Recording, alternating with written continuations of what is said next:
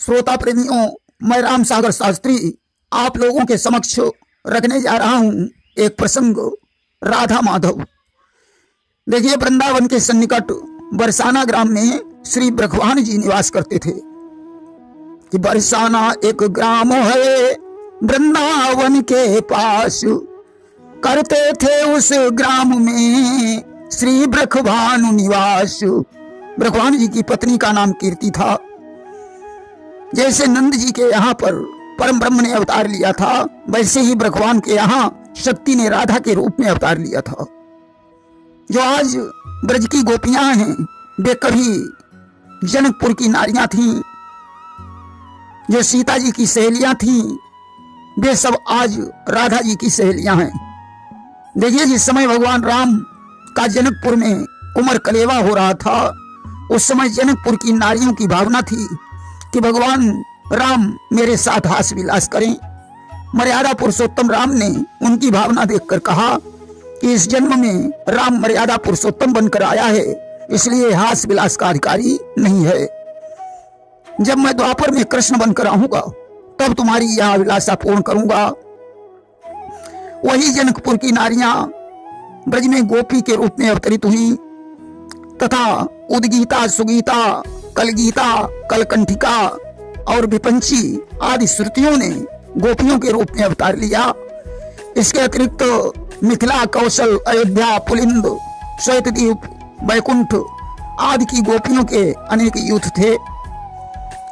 पद्म पुराण के अनुसार अनेक ऋषि तपस्या करने के बाद गोपी बने, जिनमें उग्रतपा, सत्यतपा, हरिधामा, जावाली तथा कुशध्वज ऋषि के पुत्र सुचि, सुचिश्रवा और स्वर्णदेव आदि गोपी के रूप में उत्पन्न हुए।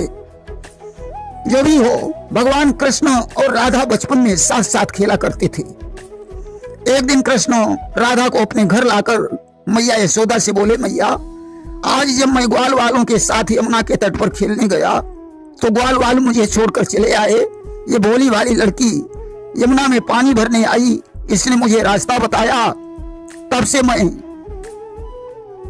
इसे जानता हूं।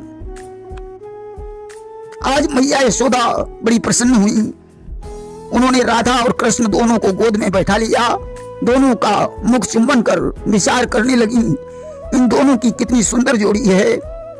अगर कृष्ण पर कामदेव बलिहार है तो राधा पर रति बलिहार है।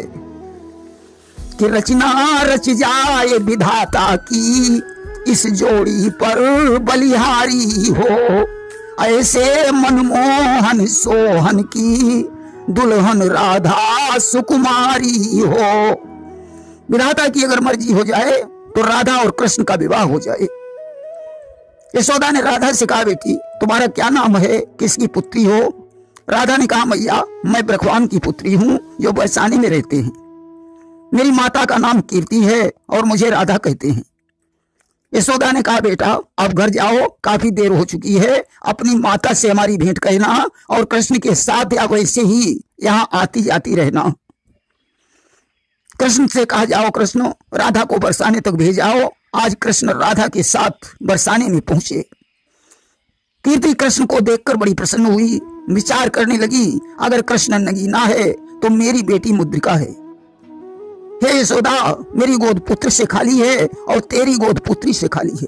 यदि राधा और कृष्ण का विवाह हो जाए तो दोनों की कमी पूरी हो जाएगी। आज कृष्ण वृंदावन में लौट आए।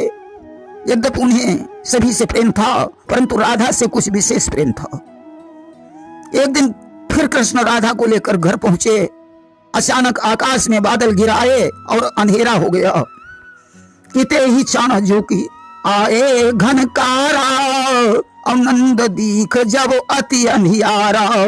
अंधेरा देखकर बाबा नंद ने कहा, कृष्ण जाओ राधा को बरसाने में छोड़कर आओ। राधा ने कृष्ण का हाथ पकड़ लिया और दोनों बरसाने की तरफ चल पड़े। कि कर गई चलत भई धरि धीरा, अवाए दो यमुना के तीरा। अब तो दोनों लोग यमुना के किनारे पहुंचे। वहां माया की प्रभुता से एक मणिमय पलंग दिखाई पड़ा। आज भगवान कृष्ण तरुण होकर राधा सहित उस पलंग पर बैठ गए। तभी स्वयंभू मनु विवाह की समस्त सामग्री लेकर आए। मंडप सजाया गया। अब तो वेद रीति से दोनों का विवाह होने लगा कि सुर सुंदरियां गीत गाने लगी कि विधिवत ब्याह हो नयब लागा, अवगा वही सुरी सहित अनुरागा। ब्रह्मा जी ने कन्यादान किया, भगवान कृष्ण ने सादर स्वीकार किया कि कन्यादान विधाता दीना, और विधिवत कृष्ण चंद्र सोलीना। विवाह के बाद सभी देवी देवताओं ने भूमि का भार हरण करने की प्रार्थना की। इसके पश्चात बाल रूप धारण करके दोनों अपने अपने घर आए। एक दिन राधा गाय का दोहन कर रही थी। अचानक उधर से कृष्ण आ गए। वे राधा को देखकर मुस्कुराए। भगवान कृष्ण की तिरछी नजरों की चोट से राधा बेहोश हो गई। अब तो बरसाने में हाहाकार मच गया। मैया कीर्ति विलाप करने लगी। तमाम वैद्य राधा की नारी देखकर परेशानी का पता लगाने लगे, परंतु प्रेम का रोग नारियों में कहां होता है। ललिता सब कुछ जानती थी। उसने कीर्ति से कहा, आप चिंता न करें, यशोदा के पुत्र कृष्ण पर बचपन से किसी देवी देवता की कृपा है, वह राधा को ठीक कर देगा। कीर्ति ने कहा, ललिता जल्दी से जाओ और कृष्ण को लेकर आओ। आज ललिता वृंदावन में पहुंची। उसने यशोदा से कहा कि ललिता बोली कित गयो कान्हू, जल्दी से बतला दे मैया, कानों से सुनी न जाती है बरसाने की दैया। मैया तेरा कन्हैया कहाँ है? यशोदा ने कहा, क्यों ललिता, कन्हैया से क्या काम है? ललिता ने कहा, मैया बरसाने में राधा जी को किसी काले नाग ने डस लिया है। तब से राधा ने अपनी आंखें नहीं खोली, न कुछ बोलती है। तुम्हारा कन्हैया ही राधा को ठीक कर सकता है, क्योंकि उस पर बचपन से किसी देवी देवता की कृपा है। तब तक कृष्ण भी आ गए। उन्होंने यशोदा से कहा कि हरि बोले मैया आज्ञा दे तो मोहन मधुबन जाएगा। हाँ इतना मुझे भरोसा है, जड़ से न जहर रह पाएगा। मैया मुझे आज्ञा दो, मैं राधा को बिल्कुल ठीक कर दूंगा। आज तो आज वैद्य बनकर कृष्ण बरसाने में पहुंचे। उन्होंने सभी लोगों को अलग कर दिया, उल्टा सीधा मंत्र पढ़ा। काली कंकाली भद्रकाली महाकाली कर में कराली, काली प्याली चढ़ाऊं तो बीड़ा बतासा लौंग नारियल धराऊं, थान विष को उतार रहा पृथ्वी पे जीव सोए। काले के कांटे का काला उतारे जहर, आया हूं हरने विष जाने न विष धर्मोई। है भक्ति काले की और शक्ति काली की, सारी व्यथा लाली की क्षण में छू मंत्र होई। आज मंत्र पढ़कर जो राधा के कान में जोर से राधा कहा, आज उसने दोनों आंखें खोल दी कि ज्यों ही प्रभु ने जोर से राधा कहा पुकार, प्रेम बिरहणी ने दिए दोनों नयन उघार। भगवान ने राधा से पूछा, क्या हालत है? राधा ने कहा, तुम ही समझ सकते हो। भगवान ने कहा, दर्द कहाँ है? राधा ने कहा, तुम स्वयं जान सकते हो। भगवान ने कहा, राधा इसका क्या मतलब है? राधा ने कहा, तुम स्वयं जान सकते हो। भगवान ने गले से बनमाला उतारी और राधा के गले में डाल दी। ललिता को बुलाया और कहा, लो अपनी सखी को संभालो, बंसी बट और यमुना तट की शीतल छाया में राधा को टहलाना। फिर भी यदि मेरी आवश्यकता पड़े तो मुझे संदेश भेजकर बुला लेना। इतना कहकर कृष्ण वहां से वापस चले आए। अब तो प्रातः काल राधा कृष्ण को मिली। भगवान ने कहा, राधे मैं जानता हूं तुम परम तपस्वी हो, फिर ऐसा नाटक बनाने की क्या जरूरत थी? राधा ने कहा, प्रभु जब मैं आपको देखती हूं तो मेरे नेत्र प्रसन्न हो जाते हैं, परंतु तुम्हारे ओझल होते ही नेत्र दुखी हो जाते हैं। इसलिए मैंने विचार किया कि तुम्हारी मूर्ति को आंखों में भरकर मैं पलकों का ताला लगा लूं। भगवान ने वहीं पर राधा को वरदान दिया, जाओ आज से हमारी मोहनी मूर्ति तुम्हारे हृदय में हमेशा विराजमान रहेगी। देखिए एक रोज की बात है, भगवान ने ग्वाल मंडल से कहा कि मैं यह नहीं चाहता हूं कि हमारे यहाँ का दूध दही मथुरा में बेचा जाए, इसलिए हम लोग ऐसा नहीं होने देंगे। आज ग्वाल वालों के सहित भगवान ने मथुरा जाने वाली गोपियों का रास्ता रोककर कहा कि प्रभु राह रोक कर बोल उठे, पालन कर्तव्य किए जाओ। अब हम इस वन के राजा हैं, गोरस का दान दिए जाओ। गोपियों, अब मैं इस वन का राजा हूं, मुझे गोरस का दान दो।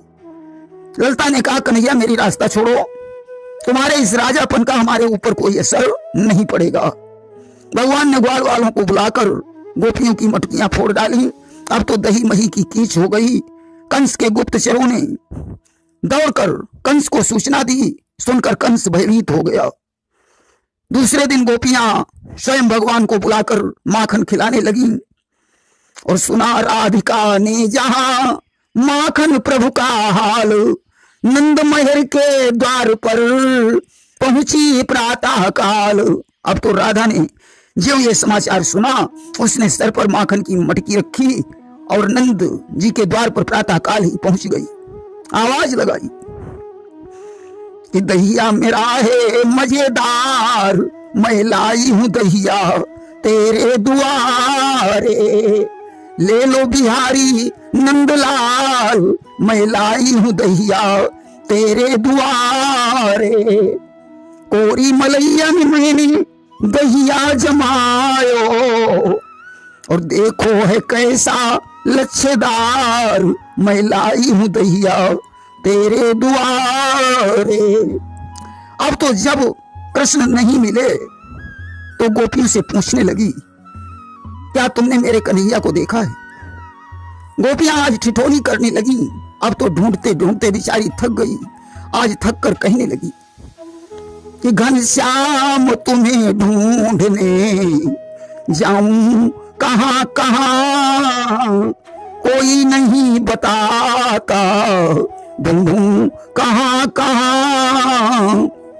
यह प्रेम की दीवानी बेचैन हो रही, मालूम नहीं ठिकाना, पाऊं कहां कहां। घनश्याम तुम्हें ढूंढने जाऊं कहां कहां। तब तक एक गोपी ने कहा, जाओ बंसी बट पर कृष्ण तुम्हें मिल जाएंगे। आज बंसी बट पर कृष्ण को देखकर राधिका बड़ी प्रसन्न हुई। कृष्ण ने कहा, राधा तुम्हें ये वेश बनाने की क्या जरूरत थी? अरे कृष्ण तो वैसे भी तुम्हारा गुलाम है। कि सुन बरसाने वारी, गुलाम तेरो बनवारी। सुन बरसाने वारी, गुलाम तेरो बनवारी।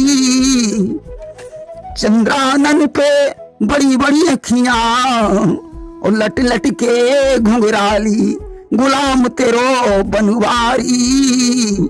सुन बरसाने वारी। आज बड़े प्रेम से राधा और कृष्ण का मिलन हुआ। प्रेम से बोलिए वृंदावन बिहारी लाल की जय।